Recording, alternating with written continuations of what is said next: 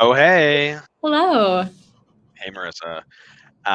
Hey, everyone. Thanks for joining us for Power Hour here. We'll wait for folks to kind of trickle in a little bit more on Marissa here in a hot second. But we'll get started in like 2 or 3 minutes here. So Marissa, what's been happening recently? I think you had a trip or something. I did.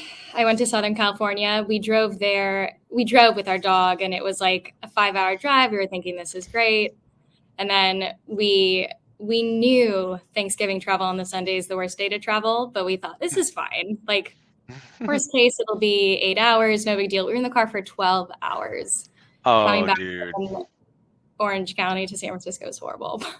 Ooh, 8 hours, or sorry, 12 No, it was hours on 12 on, hours in the car on the five. on the five. Oh, dude, like normally if you're going, so I'm from Orange County as well. And so like that's like the 101 route will take you like, but at least it's pretty because you're like driving Yeah. around Santa Barbara and the coast and what have you versus like the five, it's like right through the middle of the, all the cows. So many cows. Winnie is so great. My dog is so great in the car. So she just slept the entire time, which was perfect. There you That go. was the highlight, cuddling with my pup for 12 hours. Nice. Yeah, we stayed in San Francisco for Thanksgiving, and uh, my puppy Michael, my 4-year-old, he my son, he got to go like got to do kind of like staycation-y things, which is good. And then we got to do this really rad light exhibit in Golden Gate Park that he was like super juiced on last night. Um, Wonderful. Well, everybody, thank you for joining us for Power Hour. I'm your host, Pete Kazanjy, and so just kind of like while we're getting started here, what I'd love to do is just like help people kind of like familiarize themselves with the software that we use here. That's called Goldcast. One of the things that we really love about it is how easy it is for attendees to engage with each other and with us. So in the side panel, you'll notice that there's a Q&A tab. You can submit questions in there, and we want you to submit questions in there. And the reason why is because the whole idea behind Power Hours to be as like tactical and interactive as possible. We have an amazing guest here who's going to be dropping tons and tons of very tactical knowledge around bottoms up selling and enterprise selling and what have you. And but really what we're here to do is to answer your questions. Some people kind of submitted questions ahead of time that we'll talk about as well. But please, what we'll do is please submit your questions. So for folks who are not necessarily familiar, Power Hour is a modern sales pros production. So MSP is the world's largest revenue leadership community for those in sales management, sales and revenue operations, sales development, and related disciplines. Our literally the community has one mission. It is to create an environment for our 25,000 and growing members to answer questions that they'd struggle to answer on their own, because that's not fun. Like, we're here to kick ass. We're not here to struggle with questions that we need answered. And so one of the cool things is that, like, guess what? Other people have probably solved the problem that you're running into, like Marissa, for instance, or maybe me. And so that's literally what MSP exists to do. And so the way that we help people, we help solve that problem and help those people answer those questions is through virtual experiences. We have a really great online forum. It's run off of Google Groups. We have in-person experiences that we'll have more of in the future, knock on wood. And so so for folks who weren't previously in the community, we'll be adding you to the community. If you don't if you don't get there, go ahead and drop us a note at modernsaleshq.com.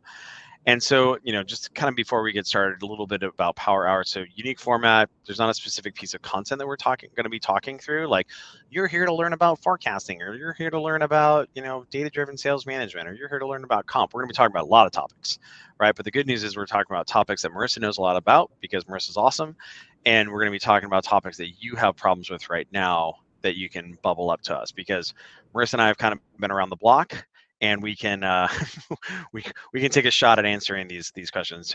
Historically, I would do these sort of things like one-on-one, where I'd run into people would be like, I need to pick your brain on XYZ, and I'd have like one-on-one interactions with them. And someone at a certain point was like, man, you should just like do this like in public so people can hear the answers. And then I was like, yeah, that would be a good thing. And I should bring along someone else who's awesome. And so that's what we do in Power Hour every week. We bring someone who's super awesome. Like Marissa, last week we had Connor Fee. I forget who we have next week. But it's always someone who's really fantastic. And so the promise is that you're going to come out of this with lots of tactical insights that you can apply in your day to day. So that's kind of the that's Power Hour. So the important thing though is Marissa. So Marissa, can you can you introduce yourself to the audience here and kind of let them know why I keep mentioning how cool you are and your experience today? Please, after you. Well, thank you so much. I'm super pumped to be here. I love these things and I love getting to chat with you. So, and thank you all for joining. It's the busiest time of the year for anyone on a calendar year. This is sort of crunch time with end of Q4. So excited to geek out with you and definitely pose questions in the chat. A bit about me. I currently lead our enterprise sales team at Figma. Figma is a product-led growth company, design platform, helping companies build apps, websites, basically anything digital is what we support. So all the important things now that COVID has changed the way we all operate and use digital products. And before Figma, I was at Scoop. Scoop built carpools for companies. So it's basically an incredible product until COVID happened, since we could be within 6 feet of each other and no one was going to the office anymore. Turns out. Prior to that, I was at Dropbox for about 4 years. I was in San Francisco. I then moved to New York, helped build their New York office, and then came back after that. So that's a bit about me. Yeah, and the thing you're leaving out is that you're also a BrightEdge alumna as well. People don't.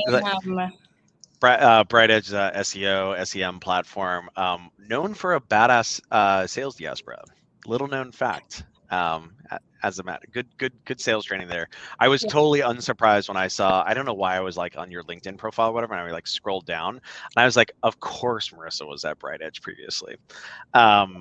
Yeah, so like you have a really interesting eclectic mix because like obviously Dropbox is kind of like a number one bottoms up selling, and of course like Figma, and kind of like one of the earliest examples of that, made a lot of mistakes in doing so, and now like Figma. But then the cool thing is like Scoop was not a bottoms up sale whatsoever. It's like we got to get everybody involved and signed off on having like the 10,000 people who work at this corporate campus like doing doing enterprise carpooling. So like what an interesting mix of experience and also kind of like sales motion. So I feel that like the Figma situation is like the marriage of these like two things, right? Where you got like bottoms up behavior and seating going on, but then also like top down to give air cover. And so I'm really pumped for us to talk about that. And then for folks who may not know me, my name is Kazanjy. I like to wear things that have foxes on them. Apparently, I had drinks with the sales leader the other day. He's like, "You look like a NASCAR."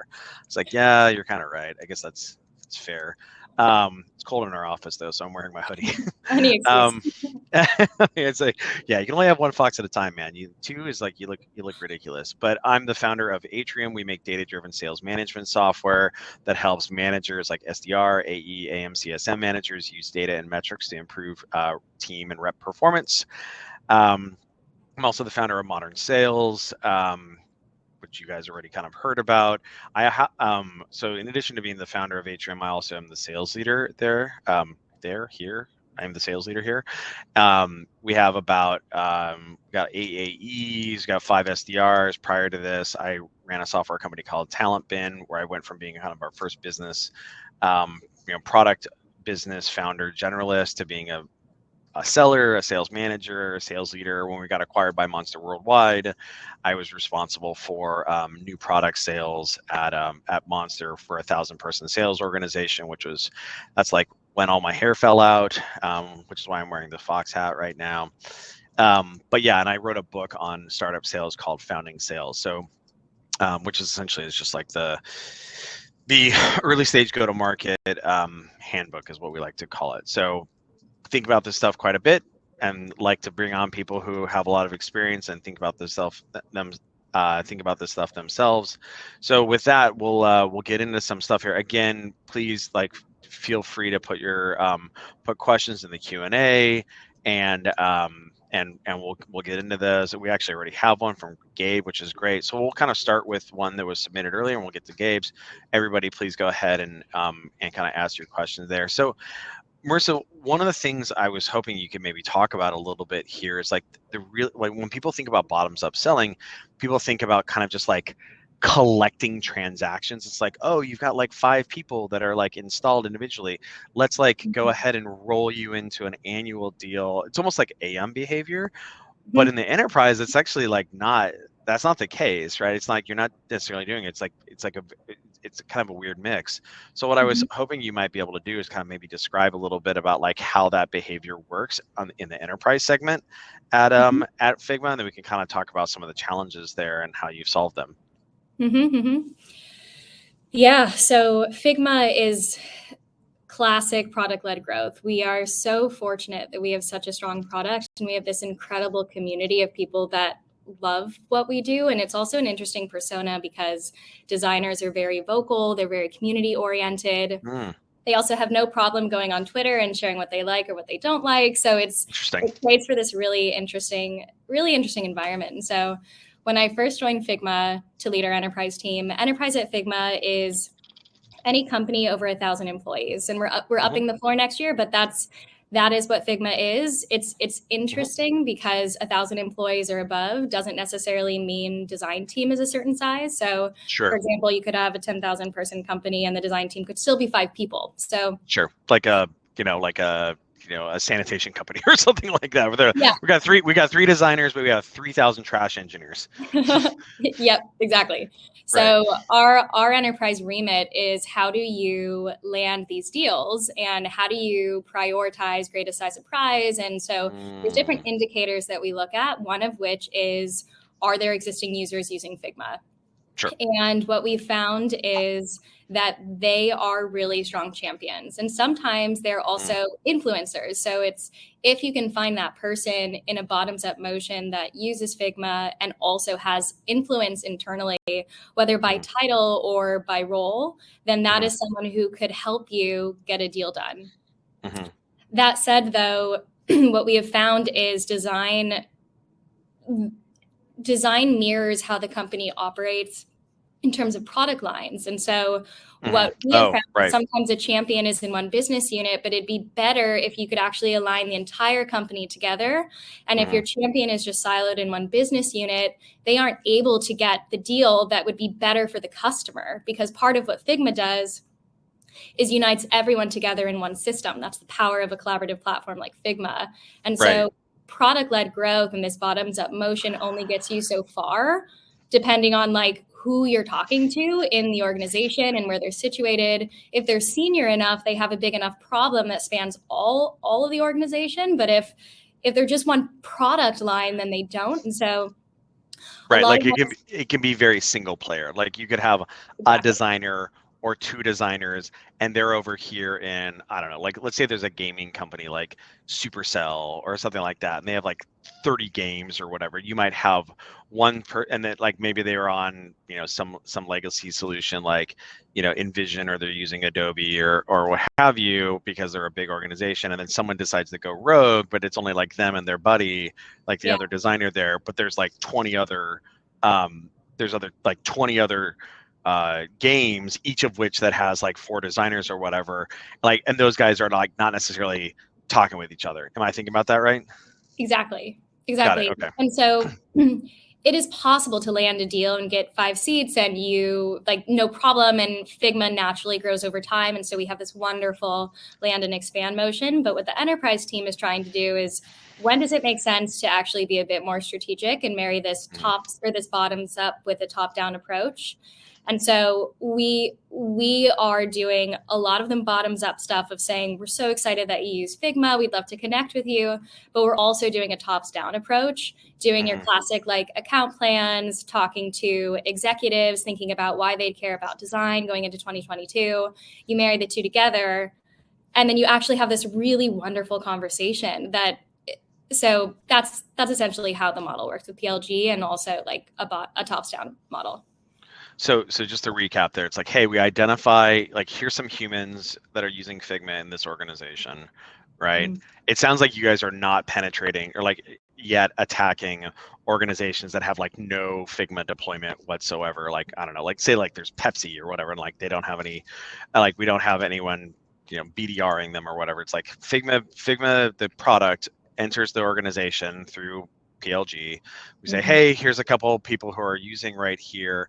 We engage with those people who are using, and then have some sort of like discovery conversation with them, or just kind of like, hey, I'd like to get to know ya, da, da, da, da, da, right? Like, don't really try to sell them anything because they're probably already paying, right? And maybe there's an opportunity to be like, hey, let's like roll up these 5 licenses or these 10 licenses together and whatever, and we'll get you better deal and better support tier or whatever. But like, that's not really the point of the enterprise. The point of the enterprise team is like, engage with them and then think about how we're going to go up and then how we're going to go back down into the other groups. Is that right? Yeah, more or less. We're starting to look at companies who have no Figma usage. I mean, the Figma, I'm biased, but there's no other product like Figma, an all-in-one solution that's collaborative, browser-based the way we operate. And so Yep. it is advantageous and it makes sense to talk to customers as long as we believe we can make a difference for them, which in many cases, everyone is prioritizing digital transformation, especially with COVID. We're talking to all types of industries, these like legacy defense companies that you'd never think cared about this. And we spoke to one this week that they were like, overnight, we've had to think about this. And so Oh man. it's Right. pretty So like the insane. COVID stuff has like facilitated some of these folks who like they don't have PLG behavior, but now people are like Googling and they're like collaborative design stuff, and like hopefully Figma comes up there and then they like Mhm. fill a form and like, oh, it's like demo requests for PLG. Yeah, Who'd it's have thought? Yeah. Yeah. So it's pretty wild. And then we have a second product coming out next year, FigJam, but it's in beta right now. And for FigJam, there's many companies that don't have it at all. And so that Right. will be it'll be interesting to see if it's a different Well, approach or not. we'll have to talk in like a year or two, because cross sell is just like, oh my God, like multi-product sales is just like, I'm a big skier, so there's like, black diamond, double black diamond. There's like multi-product selling is like triple black diamond. It's so hard to do. But anyway, we'll put a pin in that. So I think there were a couple questions that have come in here. So Gabe had a Gabe was asking something here about, given that Figma is PLG, how does your enterprise team balance building partnership off of existing user on an account versus going out for a net new partnership?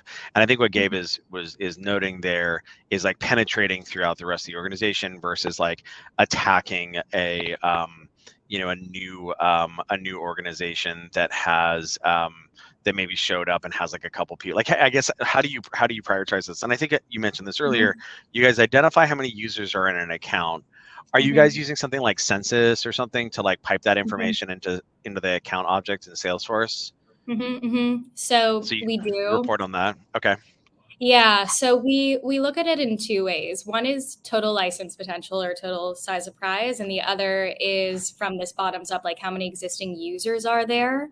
Because sometimes you could have a lot of existing users, but total size of prize could be like 20 seats versus like maybe total size of prize could be Yeah, it's 500 like fully. seats. It's like fully penetrated. So like, whatever. Thanks, guys.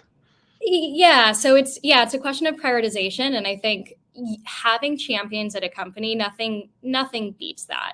Our product is so strong though that if we can break in and get someone into a trial, they can play with the product, and we have very structured trials at Figma. We're very intentional about how we do them. Then you can build Yep. champions over time.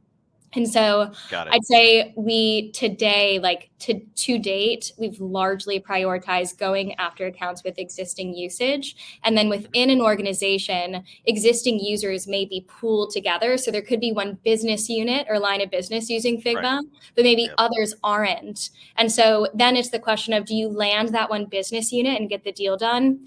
Or do you wait and try to build a larger deal by spanning multiple lines of businesses? And that's just a question of, that's when me and the rep will talk about like Account what planning it wants to do.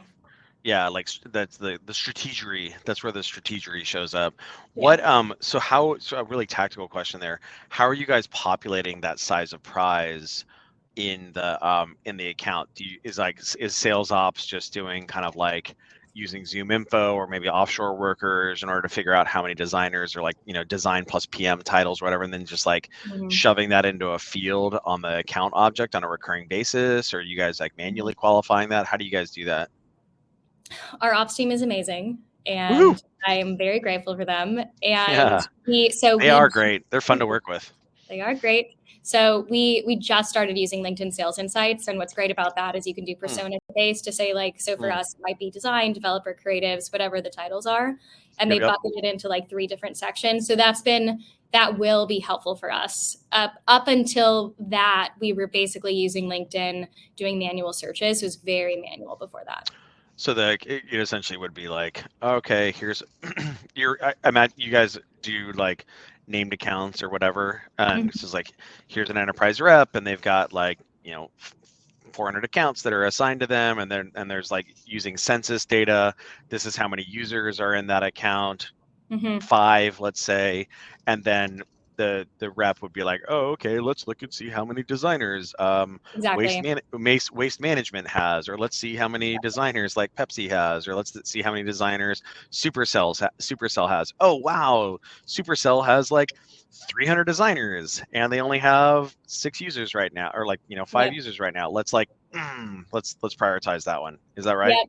Exactly right. And LinkedIn has a like who follows your company on LinkedIn, and designers, this persona is so active on digital interfaces. So what we'll also think about is who's following us on LinkedIn from our target account. And you can message them too and say, hey, thank you so much for following Figma. I would be so curious to hear what spurred the interest, and can we find some time to connect, I think. Yeah, it's so funny. Like, this is like, I don't want to say it's like AM behavior, because a lot of sellers would be like, whoa, whoa, whoa, whoa, whoa, whoa. Like, I'm not an AM. Like, I go out and I hunt.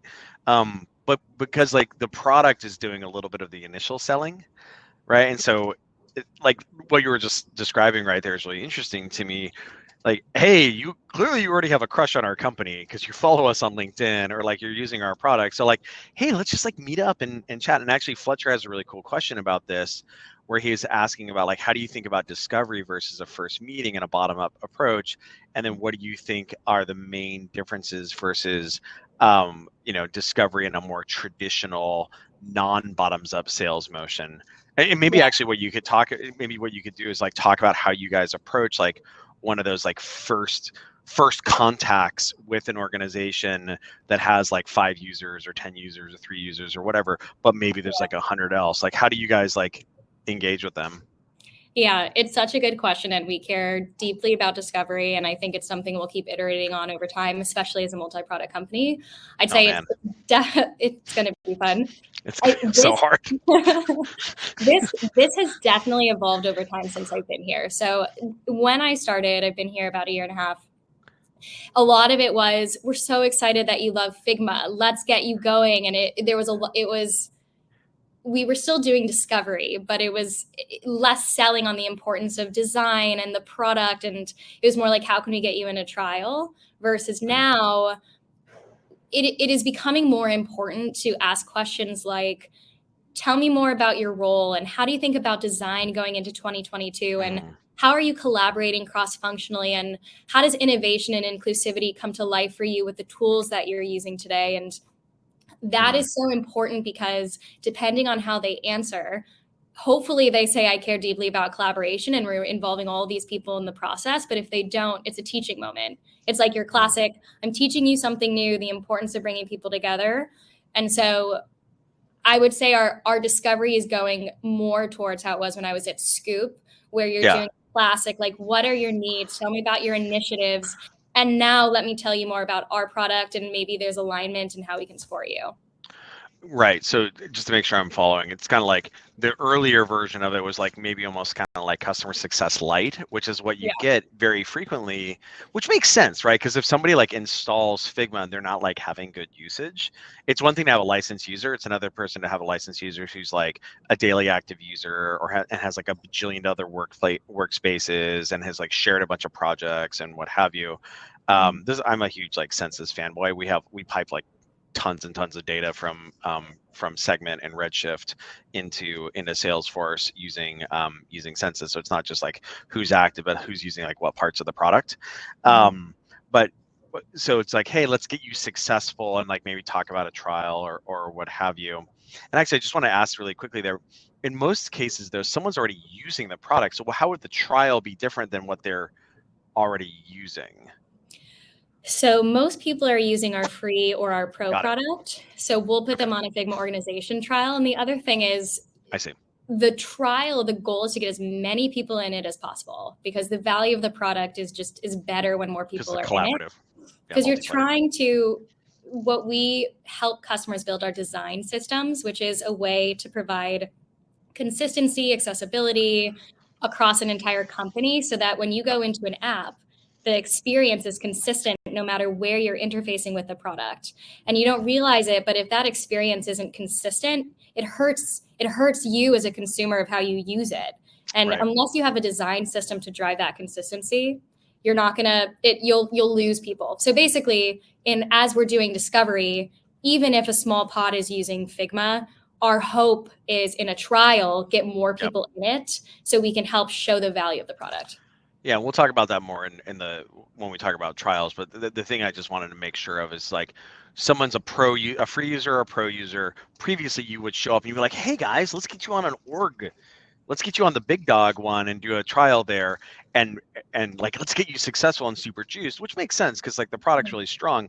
But I think what I'm hearing from you now is it's kind of like, hey, let's talk about how you guys think about like traditional discovery, where you're asking them questions, like provocative questions, where you're revealing things. Like, how do you guys think about facilitating collaboration, without meetings, like death by meeting? And they're like, why I don't know. Well, I mean, like, how much time gets spent in meetings kind of reviewing things synchronously versus async? Oh man, that's a really good question, Marissa. I'm glad you brought that up.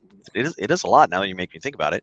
And so like doing kind of more stuff like that, whereas I imagine probably, and this was a question earlier, probably at Scoop, you just led with that. We're just like, cool. So like, how do you think about environmental impact, or how do you think about like whatever?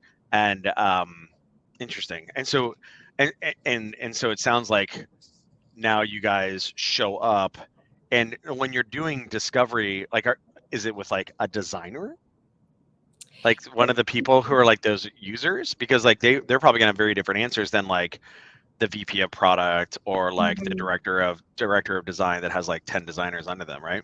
Yeah, it totally depends who we're talking to. We could talk to a design manager, could be a designer IC, it could be a head of design.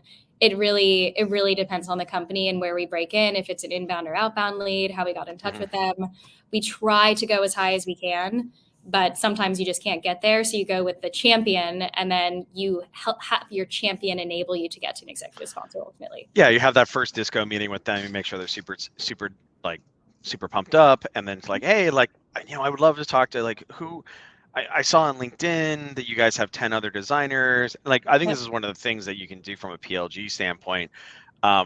Atrium, I mean, Atrium's like PLG light because it takes about 90 seconds to set up an Atrium account, but we're like not fully there. So we have a very sales assist motion, kind of more like Datadog than like a pure kind of Figma thing. Also, we have like non-technical users, although some of our users are pretty big sales nerds, like Marissa. And so what ends up happening there is, I can imagine, like when you have that meeting with the IC, what's kind of cool is like you can get a bunch of dirt. Totally. Like one of the things that I've found is like doing discovery with ICs can be really awesome because they just like spill the beans on everything. Now, they're not going to be the person that you're going to run to the finish line with, but like you can just get everything from them. And usually they're super like willing to just like spill the beans, especially if they're like pumped already on your product or what have you. So it sounds like you guys do that a little bit, like have like maybe there's a disco session with the IC, and then you engage the manager or the leader or whatever. You're like, yeah, based on what I kind of heard when I was talking to some of your team, seems like these are some priorities here. Maybe we could talk about a little. I could share how other organizations I work with solve that. Is that right? Yep. And the thing for that is, I think, is going into your call with the right expectations for what the goal and the outcome is from that call. So with a designer IC, the goal is not to get a signed contract. The goal is Are you going to buy? the business. Buy? Yeah. And so as long as you're like calibrated on expectations, then I Yeah. think, and so that's what like we think about too, is like, what is the goal of this call and what outcome do we want? And especially for folks who are ramping up, it's like, we need to write that down. So when you go into the call, you know exactly what you want out of that call. Totally. And so this is why, I mean, I'm as a sales process zealot. And so one of the things, and I'm very prescriptive, shocking. So what one, super prescriptive about pre-call planning, right? You got to have 15 minutes on the calendar ahead of your call, at least, in order to like get your brain right, get your intentions set, do that pre-call planning, go through LinkedIn, go through your existing notes. But then exactly what you're saying, set your intention. What is the goal here? And then one of my reps, gentleman named Peter, had this really great phrase because he was a seller at Demand Force back in the day. And I think he kind of stole this from there. There's the notion of the external agenda versus your internal agenda. Right. Like, what am I trying to get done here? There's the agenda, which like, hey, this, like, we'd love to send an agenda really quickly. We're good for the next 30. Okay, great. Like, here's the agenda I'd like to go through. Is there anything else you'd like to add to that? But then of course your agenda is like, I want, like, my internal agenda is I want this person to get comfortable with me, think that like I want to get some dirt on the organization. I want to get them like pumped enough to introduce me and like schedule time with like their manager. Yep. Like, what's the intention of the call? And I feel that a lot of times sellers just kind of like try to like freestyle that, and it's hard to do if like you see this with junior reps a lot, especially in velocity motions. Well, they'll just be like back to back from a meeting standpoint, and they like can't set an intention, and so like that really screws up your deal process, because like if you don't achieve that meeting, or like you don't achieve the goal in that meeting, like, oh well, I guess we didn't do what we needed to do, so let's get another meeting. Well, I don't know about that. Or you schedule it and then it falls off the calendar, and like now your deal cycles are going up, and like right? Yeah. And people are so busy. I think it's the external agenda is just as important as the internal. And if someone isn't bought into your agenda with the time you're spending with them, you're going to lose them too. So I think all that's really important. So you talked about trial process earlier. Let's talk about that, because you mentioned a couple of times you guys have a very, very structured trial process. Mm-hmm. Can you share a little bit about like how you, I guess there's kind of two things, because it's like it's a trial of a higher tier of product, which is one of the challenges with most PLG companies, is like you're always kind of just like competing with your free thing. Right. And if like the packaging isn't, like, a bunch of my buddies who worked at Segment always had this problem, is like the Segment free version for like the longest time just like gave away too much value. And so the reps were just like, So maybe you can talk a little bit about like the deltas on like what the feature deltas are there, and then how you guys run a pilot trial process in order to like really differentiate that, and obviously, try to drive the transaction on the enterprise version. Yep. Yeah, it's so tough. And our pro product is really important. Like that drives a ton of revenue for the business. So it's important that product is also really strong. So for us, it's all rooted in discovery and what pain are we solving for the customer. And so if the customer is trying to solve for design systems, scale, security, analytics, like we figure out we ask questions to see what they care about. We also say, other customers like you care about this. How does that fit into how you think about it? And I love that. Once we get them to say we really care about these things, then we say, what we found is best for customers like you is we'd love to get you into a trial. And a trial is the best time for you to kind of get ahead of the curve. So by the time you actually start with us, you've already done all the tactical stuff you needed to do. So you can add more people into the product and hit the ground running. And so you do have to sell the trial, which is something we've been talking a lot about as a team. Is like it's not always intuitive to. It's like multiple closes. That sounds like a lot of work. No, right? Yeah. Because we know we got to close them on this in order to close them down here, right? Yes. So you have to sell the trial. And then once you get them to say, I would love to do a trial, we are very specific on how long the duration is of that trial. And for us, and we can do this because we have such strong product leverage. So it might be different for different businesses, but for us, we know we have a lot of strong product leverage. And then when we have a champion, we can say, okay, based off of how much money you'll spend with us, we can do a certain trial duration. And so we get them to commit to that. We also are very structured with like evaluation criteria. We need an executive sponsor. We talk about parallel tracking, security, and legal, and we document all of it with them. Can I ask you some questions on all those different things? There's a lot right there. Yeah. I love the thing about like, if the size of prize is big, we can do a more meaningful trial with you, right? Yeah. So that's really cool. So if you're just doing, maybe we use our supercell example again, where it's like, hey, we've got our 10 little designer pod right here. It's our 5 designer pod, and that rep with Marissa in the account planning thing said, you know what, we're just going to try to run to the finish line on this 5-person team right here before we try to attack the other 200 folks. And so in that situation, maybe that's like a 2-week trial or something like that. Just like I'm pulling something out of my ear, right? Yeah. Whereas, like, let's say you guys had in your account planning, you had said, hey, actually, the right thing for us to do here, based on what we've discussed so far, is maybe try to get a couple of those other teams. Maybe not all 10, because that would be just like herding cats. But maybe like, let's get a little bit of like the other teams going, just so these guys can kind of see the cross collaboration use case. And that maybe might be like a month or 6 weeks. It's like, how does that work? Yep, that's exactly right. So we talk to them about what do they want out of the trial, what they're trying to accomplish, and then they'll either land at something like a 2-week or a 1-month trial. I see. And then we will work with them on what are you trying to accomplish in the trial. And based off of basically what we say is however many resources you can invest in us, we can similarly invest in you. And we want to do that. And so help us like work with you. And Two-way street. Yeah. And then there's a couple of things we've learned. Like so you put the criteria in place, you co-create that with them. So you say like collaboration matters, like that should be what you're measuring, browser based, like all the things that we really differentiate on. And then depending on the length of the trial, we'll do some trainings with them along the way. We always need an executive sponsor. For us, we have a pretty intense legal and security process. And so we know that when a company is of a certain industry or Fortune 100, or it's going to be a certain size, we know there's going to be friction in the legal process. So we know we need an executive sponsor.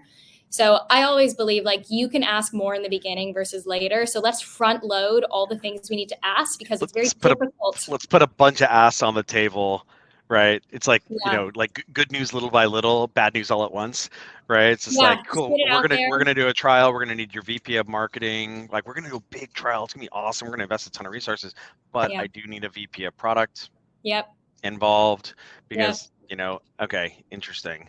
We need that.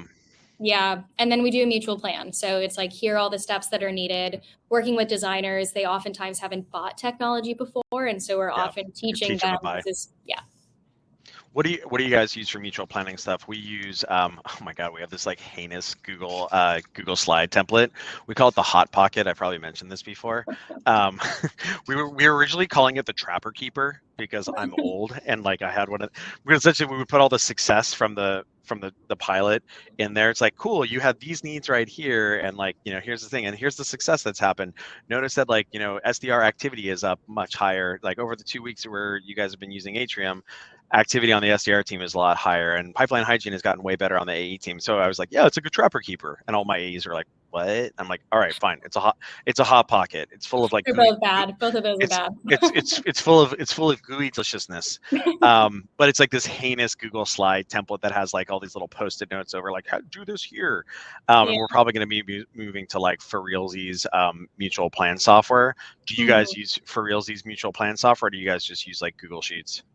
We do. So we just started using Accord. We've been using them for the past couple months. Yeah. And there's a rep on my team who every deal he's used Accord with, he's closed, which is insane. Yeah.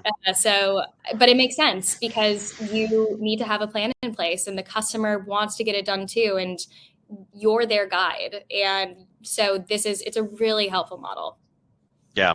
When you were talking about like doing the trial, does the AE do that, or do you guys pull in CS resources as well? Because like I can imagine with like a bunch of designers, especially people who haven't used Figma before, it could be like a non-trivial lift. And I'm sure your AEs are like nice and technical and what have you, but we'd probably would love them spending more of their time doing selling behaviors as opposed to successing behaviors, are they doing the pilot stuff, or do they have helpers? We do have support. So we have a Nice. team called Designer Advocates, and they roll into our community team. They're so incredible. All of them we're really lucky. And they are designers by trade. They used to be in design. They then came to Figma, and they are designer advocates. And part of their job is to help customers get the most out of their products, whether as a pilot customer or as a signed customer. And so they will do one-on-one trainings. Otherwise, because we're in a fortunate position where we have a lot of interest, we also do weekly demos that we can send customers to. So it's a mix of the two.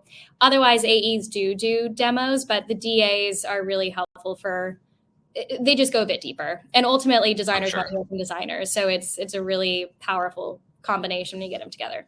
And so these like junior designer, are these like folks distributed all over the US or maybe even worldwide? Worldwide. Got it. Yep. So they can potentially be like pretty cost effective. So rather than like, really expensive AE based in, I don't know, San Francisco or New York or whatever, you might have a designer advocate who, like lives in, I don't know, like Wisconsin or something. It's like a little bit more cost effective, maybe.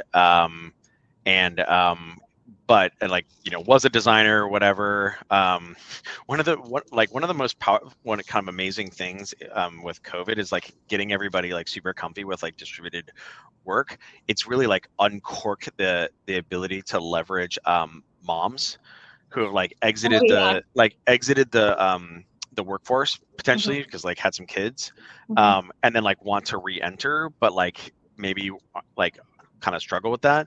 There's a couple of like have struggled with it because like a commute and what have you, and I wouldn't be surprised. Like what I'm thinking about right now is like kind of cracking me up is like my wife is actually a graphic designer. She used to be a buyer at Williams Sonoma and Pottery Barn, and then after she went back to school to the Academy of Art to be a designer, and like she doesn't have a full-time design job right now. For a variety of reasons, but I'm like, oh man, that would be like a great role for Tracy because she loves she loves design. So those folks would be a little bit cheaper because it's almost like it's not an SDR level, but it's like product SD, like halfway between like an SDR and an AE from like a success standpoint. And so those folks are just like having meetings constantly with the trial participants that your AEs dial in. Is that right? So they today, it's only a third of their time actually. And so they do other things too. It would be interesting if we get to a world where we have what you're talking about. Dedicated. That I think could be really good. The question then is like, what is that person's employee experience? And is that something enjoyable that they'd want to be doing all week, every day? So that is still to be figured out. Yeah, for sure. But I think this is a really interesting thing with PLG is like, if you can get to the point where like, hey, look, if we get somebody who's like pumped up and we get them embedded a certain amount and like, they have this many projects with this many shares and this whatever, like we know it's going to turn into this amount of revenue. Well, and then you can start doing that. We're like, okay, well, what was it, a PA? Or sorry, DA. A design advocate costs this amount, and then we can do this many. They can do, 15, or they can do 15 meetings a week, or like 20 meetings a week, at like this operating tempo, whatever, and it just pencils out. One of the things you had mentioned earlier was like the important in terms of like closing, because one of the challenges with trials is like you get to the end of the trial and people are like, yeah, we need 2 more weeks, we need 4 more weeks, or whatever, right? And you're just like, bro, come on. Like I'm looking at your usage right now, using the hell out of it. You never want to be like the bad cop and be like, cool, we're just turning it off. Bye. Yeah. Because then people are like, it's funny, like on the one hand, it's very hard not to be grumpy about that to your AE, irrespective of how like well articulated it is. Like, hey, we have to do XYZ.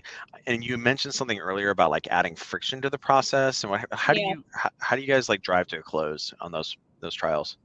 Yes. So we introduce friction mostly in that we do what we say. So and as an AE at Figma, it's really important to like the customer is always first and leading with empathy and being clear along the way. So like, for example, we don't give certain things from a legal perspective. It's just not something that we do. And so sharing with the customer maybe introducing a little humor, like this is the most fun part is we get to do this together with you. And this is Figma's perspective, and we aren't able to budge on these areas, and just being very upfront. Like we don't discount at Figma, for example. So that's something. We don't do price caps. That's something procurement teams are measured on. So it's really important to be upfront in the beginning so that it's not surprising later. And they usually don't believe you in the beginning, but at the end they do, since we don't budge on it.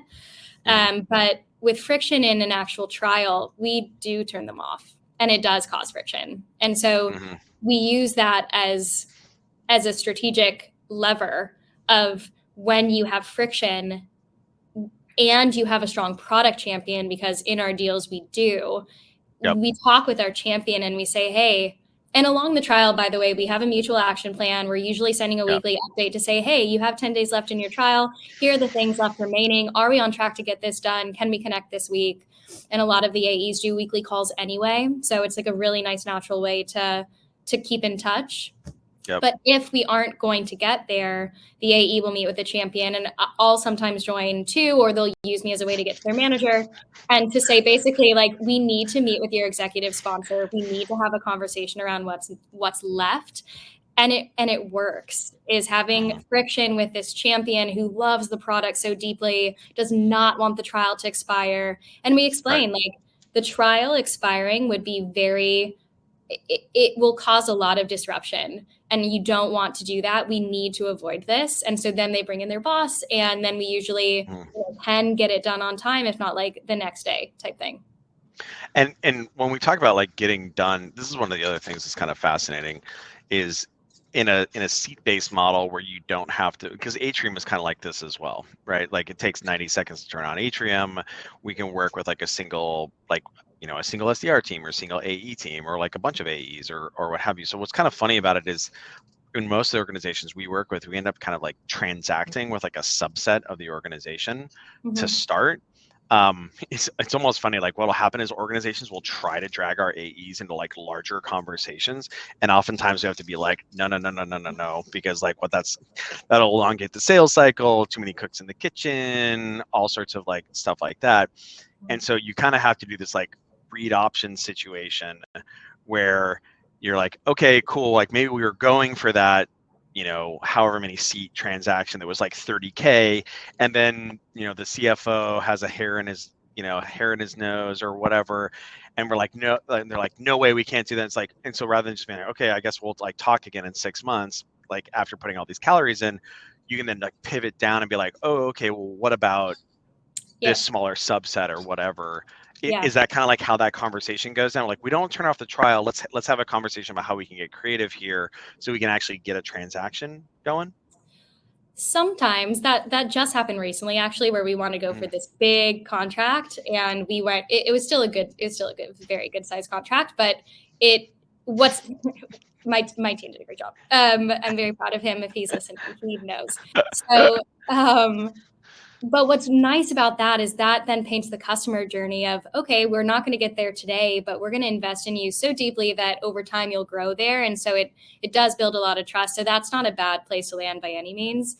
For us, it's not even about starting smaller. Like, these customers have the budget. We've already gotten budget approved. Typically, when we start the trial, we need confirmation that they have the budget already. So that's not the issue. It's really getting through legal is our particular challenge and so there's no the exec sponsor. Yeah.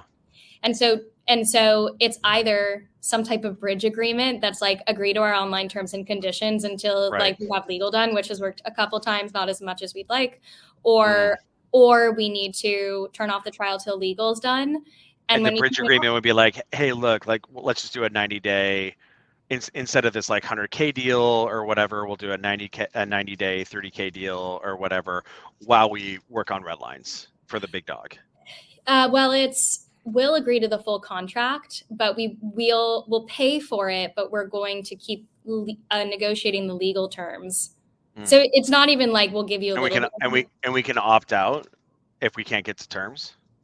Yes, you could. Yeah. Yeah. Well, it's funny. My buddy, Mike Cabot, he was the head of North American sales at Malwarebytes. He actually used to lead sales at Infer. And like opt-outs are really fascinating. like it always makes people like nervous, like the hair sticks up on the back of their head. But one of the things that what they would do, so Infer did lead scoring software, right? Like back when like lead scoring was like the thing, right? It's like 7 years ago or whatever. It's like Infer and Six Sense and I forget the other ones as well, Lattice engines. And so what they would do, because they had this pretty heavy like trial motion where they had to essentially train an ML model on like the leads. What they would do is they would do like a transaction, or sorry, they would sign the contract ahead of the pilot, kind of, um, and then be like, hey, based on the outcome of this, if you don't opt out of it, it just keeps going, right? Like we turn it on. And so I think that what's kind of interesting is you're kind of describing that, obviously not ahead of a transaction, but in this case, like it sounds like the heaviest piece of friction is like the red lines versus, because like budget was already approved. And it kind of has a similar thing. We're like, hey, look, I don't want to turn this off. Let's agree to this right here under the belief that we're going to get red lines done. You guys can then pull the rug if you want to. Like if we can't get to terms, you can choose to, probably knowing full well that you'll have a designer revolt if that happens. Exactly. So that's why you guys are comfy doing that. One thing that we've done there, it's actually funny. Like one of my reps, Carson, had this idea. One of the things this is why I like to cite our various reps and kind of their contributions to our sales motion, is because one of the things that I talk about in our organization is our like we are the product managers, our sales motion, and I encourage my reps to be innovative, right? Like because like unfortunately like we can't impact the product per se, like we can give feedback to the product and engineering, but we can do fun fun football moves like spins and whatever, in order to like get things across the line. And so one of the things that Carson had this deal, and like the security organization was being like super problematic. And I think this was back before we used Security Pal to automate all of our security questionnaire execution. They're amazing. Oh yeah, it's so great. But we and so what Carson realized, he's like, why don't we just do like a security opt-out? And because there was like IT was just being a pain in the ass, and they were like dragging their feet, and the sales leadership was like so grumpy about it. And we're like, oh, we don't want to turn you off. And we're like, hey, here's an idea. You guys have 90 days to get cozy with our security. And we're SOC 2 too, and like, everything. But it's just sometimes you have these situations where internal vendors don't do their job because they don't have a commission, for instance, like whether it's IT or legal. And so what we did was just say, hey, you know what? We're gonna you guys have 90 days to get cozy with our security posture, and if you're not, like we can have a conversation about it, or you guys can walk, and then it never happens. Never. Yeah, exactly. As long as you have the product leverage, and I completely agree. Yeah, I think that's the funny thing with you guys is like you know that there will be a designer revolt if you guys had to actually turn it off. So it's like, oh yeah, you guys can totally opt out, knowing full well it's like, yeah, not really. Which is always funny when you deal with like more sophisticated buyers and they like actually pick up on that. They're like, yeah, you're actually recommending this a little too much. I think I know why. Right. So Derek had a really interesting question here about so we were talking about earlier about like champion development and then using those champions to get into more senior folks, because sometimes those champions like are they're afraid of doing it, especially when you work with technical people like engineers, sometimes sales ops, right? Like any people who are not necessarily like maybe more introverted. I feel that design might be like that, but I don't work with a lot of designers. So how do you like what are some kind of like the moves that your team uses in order to like help them get them access to power or help them kind of get access to other pods or access to power or what have you? What do you guys do? Yeah, it's a great question. So it depends. I'd say one, we can use if we have a champion who is willing to go internally, then we'll go through our champion to get to the executive sponsor. So it's articulating to the champion, hey, this is where we are. We could really, like at this point, when we've reached this with other customers, which is totally normal, it is really critical that we meet with an executive sponsor. And you want to get this done, right? Yeah, I really want to get this. Cool. Exactly. What we've found is the most effective way to get this done for you is to do this. Yeah. Oh, thanks, Marissa. I get it. Yeah. That's also why when you start the trial, if you ask ahead of time, and that's why starting earlier before it even becomes an issue to say, hey, this is just how we do things, it gets ahead of this weird thing later where you need to ask for an introduction to an executive sponsor. But it's not It's like perfect. that. I guess that's why it's like nice to have that in the mutual plan where it's like, Yeah. hey, this is probably what this is going to look like, and there's a bunch of check boxes. Like we may be able to skip some of these things, but these are probably the things that we're going to have to do, and having that declared right there. What Yeah. we actually have our entire sales process mapped out. Please don't hate me. In Lucid charts. No. And Big Jam I is did it like free. I did it 3 years ago, or like 2 years ago, and we actually have a mutual plan meeting, right? So like Atrium sales motion is we like light up customer data because people have pain points where they're like, oh, I don't have metrics on my SDRs or AEs or whatever. We're like, cool, it's just like light up your data. It takes 90 seconds. Let's go. And Yeah. then what happens is our team has like what we call a product tour with the client, where like they drive on their data. Like it's really fun. Like our AEs are just like, yeah, click here. They're using Zoom's like annotator feature and they're like I love walking them that. through. Yeah, it's great. They love it too because the AEs just like are like, oh well, check out. Do you see this guy's win rate right here? Here, let's look at the conversion rates on the stages. Oh, there's the problem right there.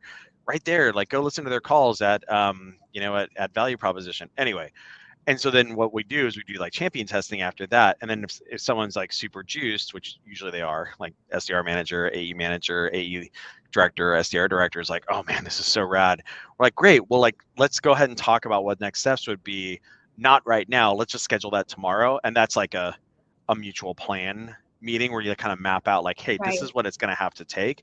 And I Right. can imagine having that map template there to like walk them through would be a very effective way of kind of like setting those expectations. Yeah. Do you guys have an explicit meeting where you guys do that? Sometimes, yeah. Got it. Otherwise, yes, we do. It's mapped out. It's like They something should. like They ought. exactly. Yeah. And then but sometimes it's not perfect. Like the champion just can't do that. And so we will have myself or our VP of sales send a note to who we believe the executive sponsor to be, or if we have the name, we Got it. just will. And typically our champion's appreciative of that because they want the product. Yes. Yeah. Like they're afraid. Yeah. It's so funny. So one of my AEs, Max, had this really good point the other day where oftentimes what'll happen is like about 70%, 70 or like 75% of our disco meetings turn into like people setting up an account because like the practitioner, we go through disco and they're just like, yeah, I realized that I don't have this or this or this or this. We're like, cool. Do you want that? It takes 90 seconds. They're like, yeah. But sometimes they'll be like, oh, I don't want to get my hand slapped by XYZ, right? Right. And so what we have done is said, hey, well, like we have like a template for that. But one of the things to kind of pass along, but one of the things that an idea that Max had the other day that we haven't experimented quite yet was like literally sending them, like writing the email for them, Mm-hmm. like literally writing the Yeah. email as them and then providing it to them and being like, Yeah. cool, I wrote this for you. And then like, oh man, thank you for doing that because I didn't really know how to ask for That's cool. this. Right. And it's just like, cool, here it is. Like I just chatted it to you or whatever. Here, just go ahead and send it in Gmail right now. And in this case, or it's like, hey, would it be easier if like my VP reached Right. out? Would that make you more comfortable? Oh man, I would love that because then it doesn't make me feel like I'm bringing a vendor in and like booga booga booga or whatever, and then they're almost like relieved. Yeah. Yeah. There's like the 1 out of 100 times they aren't, but usually they are. Right. They're not well, but probably what I would imagine the way that you guys approach that is like, hey, I have an idea about how we could do, because probably initially you're like, hey, at this point we need to do this. Yeah. Can you introduce me or whatever? Oh, I'm not so sure. I'll take care of it. And it's like, Right. okay, well, my concern is that you're such a busy professional that oftentimes that doesn't end up happening because it's just another thing. When do you think you'd be able to do that by? Is that like, should that be done by tomorrow? Yeah, et cetera, right? And then when they like welch on that micro contract, right? Then it's like, oh well, you said you were going to do this, so this, Yeah. right? Yeah. I have someone on my team who's a really good judge of character. He always knows if he's dealing with someone who he can trust or not. And so, yeah, it's an important skill. Yeah, I forget who I was talking about this the other day. It's like one of the things you get really good at in sales is like understanding what the person's saying that is different than what, like, there's the words that are coming out of their mouth, and then there's like actually what they're saying, like, yeah, I'll totally take, yeah, I'll take care of that. No, Yep. you won't. No, you won't. No, you won't. Close lost. Or like, sorry, not close lost. Marissa, I need you to email this. Push out by 180 days, close date. Right, exactly. Marissa, I need you to email this head of Yeah. design. Fantastic. Well, Marissa, I think unfortunately we're out of time right now. I told you this was going to be super fun because we just like jammed through a bajillion different things. Amazing context and kind of content from you on how to run trials, how to do kind of like the PLG disco into like, you know, more power, kind of other pods, what have you. We didn't get to talk about compensation stuff as much as I wanted to. But I think even just all the stuff that you just gave a masterclass on trials, which is absolutely fantastic. One resource I would recommend people check out is there's this goofball named Mike Marg that he's actually invested. Yeah, he's awesome. Yeah, he's an investor at Craft Ventures. He worked with Marissa at Dropbox, and he wrote a really cool blog post or Substack post, as the kids say these days, on running good pilots, running good trials. I saw that. That'd be really good resource for folks to check out. There, I guess actually, if people are thinking about pilots and kind of like proofs of value, really good book. John Mcmahon's Qualified Sales Leader. So John McMahon, former CRO of PTC, he's on the board at Snowflake. And he's been a CRO at like Blade Logic and a bunch of other places as well. He's one of the fathers of MedPick from back in his time at PTC. There's a good section in that book, The Qualified Sales Leader, on proof of value, proof of concept. They call them POVs, proof of value. Different than a PLG, kind of like trial behavior, but like in the situation that Marissa's in, where you have like the PLG is like the land, but like by no means, unless you want like Microsoft or Adobe to eat your lunch, you got to get good at selling to the enterprise, or else you end up, you know, sideways, right? So that's another really kind of cool way, or like his resource on that, the chapter on proof of value things is a really good thing. But Marissa, this was super awesome. For everybody else, next week we've got Danielle Marquis. She's the VP of Revenue Operations from Zappy. She's been at a bunch of cool companies. She was at Huddle before then, which is like absolutely awesome. Huddle makes like analytics and like video recording software for high school and college athletes. An amazingly, like an oddly large sales organization in the middle of the country. So she's going to be super rad. Marissa, thank you very much for taking the time. Yeah, have a great weekend. Okay. You too. Thanks, everyone. Okay, bye. Bye.